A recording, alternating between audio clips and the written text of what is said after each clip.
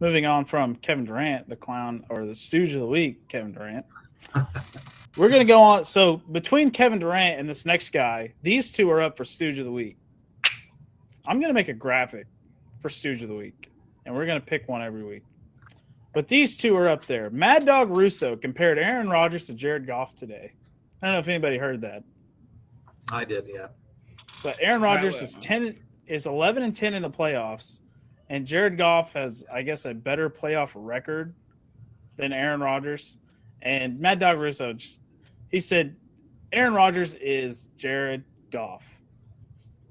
It's Stephen A. I thought Stephen A. was going to come across the table. I mean, everyone's going to have those, oh, well, it's in the playoffs take. Like, I'm sure Brian Scalabrine has a great playoff record with all the teams he was on and won championships and stuff. But it's just like, you can't compare the two. They just say that like, yeah, to piss Stephen A off or for clickbait or just to get good. Yeah, just to get views or something like that. Like how do you even like talk about that, honestly? Like, how do you even argue with him? It's just like, you're an idiot. Like, I don't know what else to say. Come on, man. Like, playoffs records shouldn't matter. Is he really wrong? Yes. What? I mean, Aaron Rodgers only got one Super Bowl. How many does Jared Goff have? Hey, he went to one. He's trying. Jared Goff has zero. Jared Goff has zero MVPs. Jared Goff has. Aaron Rodgers is racking those up in the late part of his career. Give Jared Goff a chance. Jared Goff is literally about to be sitting out of the NFL next year. Yeah. Aaron Rodgers has like 4 MVPs. What are you talking about? Aaron Rodgers won MVPs when he was younger too. Yeah, he has a great year in Detroit. Aaron Rodgers is a 4-time. He's not going to have a great year in Detroit. Don't even start. Imagine Aaron Rodgers with a defense like Jared Goff had with the Rams. Oh, come on now. Like, Detroit's season solely relies on DeAndre Swift staying healthy because Jared Goff is a walking trash can, and it's not going to be. It's a good roster that's built around Jared Goff right now, but he's not the talented quarterback. If you put Matt Stafford back on that roster this year, I mean, we're looking at 11-10 win team here. You go with Jared Goff, 3-6 at best. Hey, you got MCDC believes in Goff. Okay, they didn't draft a quarterback this year. They're gonna roll with Goff. Because there wasn't anybody worth it. Just tank for one more year and get next year's quarterbacks. Bryce Young comes into the league next year. CJ Stroud, quarterback next year. It's like that's what I'm saying. What Billy said. You just watch them. There's not a comparison there. That guy is just trying to get clickbait. That Mad Dog guy. Well, it worked. I clicked on the video. I just gotta rile you guys up. I mean, I don't know. I mean, don't Aaron Rodgers. I'm not gonna say it. I'm not even gonna say it. Rodgers on a different level. But at what point does the personal accolades become like okay, cool, and then you need to elevate your game to where you get some team stuff in there? Because one Super Bowl and losing all these times, and then being credited as probably the third greatest quarterback in the league, or top 3 greatest quarterback. Well, no, not. I wouldn't say most talented. You could say that, I guess. That's, as a take. But right now, he's been a top 3 quarterback in the league, arguably, for how many years straight? He got hurt in like 2018. So since 2018, he's been a top 3 quarterback. Yeah, right. But he's had defenses. Granted, it's not his fault. He had a defense last year. He had defense year 4. Okay. He's had a decent running back in Aaron Jones. He's had these guys come through, but I mean, it's not his fault that the receiving core wasn't ever great. I mean, he had Devontae Adams, who was arguably the best the last couple of years in the league. So Aaron Rodgers probably should have won a couple more Super Bowls while he had that stint. Okay. Let me ask you this. Okay. Are wins a quarterback stat? Yes. I don't think they are. Absolutely. Yes. Absolutely. If you have a great quarterback, you're going to win a lot of your games. If you have a dog shit quarterback, you're not going to. And that's just a fact. Yep. I mean, 22 players. I don't think wins should be a quarterback stat at all. It's a huge part of the win. I'll tell you that.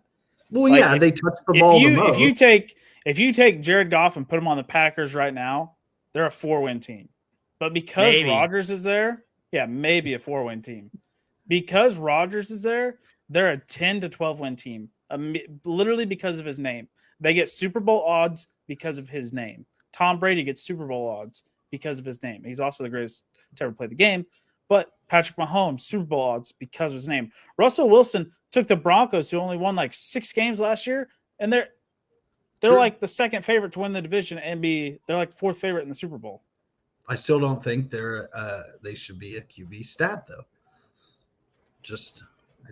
I will agree. Yeah, but whenever you pull up greats and you pull up stats and stuff like that, you don't look at a running back and say this guy had such and such wins, this guy's had such and such playoff record. That's what you look up whenever you talk about great quarterbacks. Dak Prescott's big flaw is that he loses in the playoffs. Whoa, I thought it's statistics, yards, touchdowns, and Super Bowl wins. That's why Dan Marino is never mentioned. He has the stats, he had the talent, but no Super Bowl wins. Everyone's talking about like Aaron Rodgers can't do it, but he's done it this long. I mean, you can't win a Super Bowl every year. At least Aaron Rodgers has one. And there's people who pull up stats for Dan Marino, but don't tell me there's one person that doesn't say Dan Marino was a loser because he didn't win. He got to the playoffs. He didn't win. All right. That's what I'm saying. So but you look at a quarterback. You look at a quarterback and the blame immediately goes to Dan Marino because Dan Marino could not lead that team. You look at Dak Prescott and Dak Prescott takes all the heat and says Dak Prescott could not win those playoff games. Same thing for Aaron Rodgers. Did you see anybody else blaming the team for Aaron Rodgers losing to the 49ers? But do you think that's fair, though? It's not fair. It's not fair. Dan Marino didn't have a running game or a top-tier defense until after, he retired. Yes. If Packers only put up, 10 points? Okay. Yes, you could blame Aaron Rodgers. Sure. But everyone is to blame as a team. You got 22 people. It's the most in any team sport. I just don't believe you can put all that on a QB. Now, they will get blamed for certain things if they throw a pick six or something like that. And if their offense only scores 10 points, I guess but it's never that the defense was great. You know what I mean? It's just that star quarterback was bad. Yeah, I'm not saying it's not fair. I don't think it's fair at all. Like the guy who let the wide receiver run down the side of the field, he can get blamed for stuff. But ultimately, when you look at a quarterback and you're going to judge them for the longevity of their career, you're going to say this guy could not win in the playoffs or this guy could not win during the regular season. And you're not ever going to say stats. You're not ever going to say, well, he threw for 500 touchdowns though, Barrett, but he never fucking won a playoff game. That'll be the big but every time. Is it fair? No, but that's how over any other position in the league. Okay. So if Tua and Miami wins, let's just say 12 games, you think it's going to be all because of Tua? Yes. No. With that roster, yes. With that roster, yes. It's literally all on Tua's back right now. That win-loss record is solely riding on Tua right now.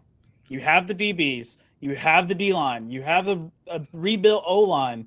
The only thing they're missing is running back. Okay. And you guys have 15 of those. I think they got a stable. Yeah, they're good. Okay, if they do, all right. But if they do that, if they do well and have a 10-plus win, you know what a lot – there's going to be 90% of people, well – Tua only did that because of Tyreek Hill. See, you're going to get all those people coming out of the woodwork and be like, no, it's not Tua's skill set. No, it's because Tyreek came. There's going to be people like that all the time. Those are the clowns. Those are the trolls. Yeah, they're trolling. Yeah, those are the trolls. Okay. And then you have the sensible people like us who will gladly correct them every Wednesday. Fair enough. If Tua leads the Dolphins to 13 wins and gets 4,000 yards and at least 30 touchdowns, that's a star. 40. Let's bump the yards up a little. Let's go 4,500 here, but that's a star, and you can put that on Tua if he goes for that. Granted his surroundings, but if Tua can go out and win and do so, I mean, efficiently, then you got to give Tua hey, this is an above average guy.